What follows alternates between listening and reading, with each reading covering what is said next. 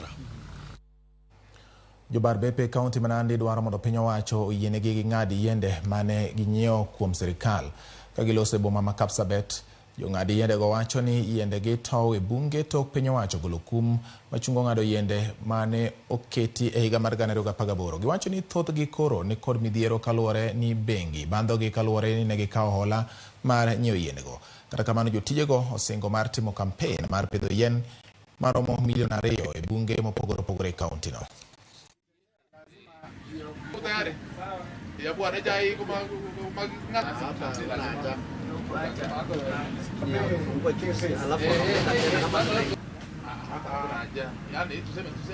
Na kuna pesa ambayo tulikuwa tunadaiwa, tukaenda tena kwa bank, tukakopa pesa, tukakilia deni. Tulipokilia deni, tunaingia forest, tunaambiwa msimame. So tumeshindwa, shida ni nini?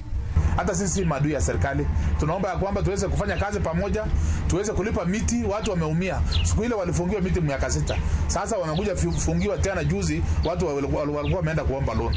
So tunaomba kwa unyenyekevu ya kwamba tuko tayari kushirikiana mambo ya upanzi wa miti. We want to conserve the environment because we are not here milele. Sisi wengine tutakuwa hapa na tutaenda. Tumeshindwa tutafanya nini kwa sababu biashara yetu imeweza kusimamishwa na hii mambo ya kesi kotini. Ningependa kuomba mahakama kwa unyenyekevu kabisa mujali maslahi yetu na mujali maslahi ya environment, mujali maslahi ya kitaifa. Vile wenzangu wamesema tuko na watu wenye tumeajiri kazi.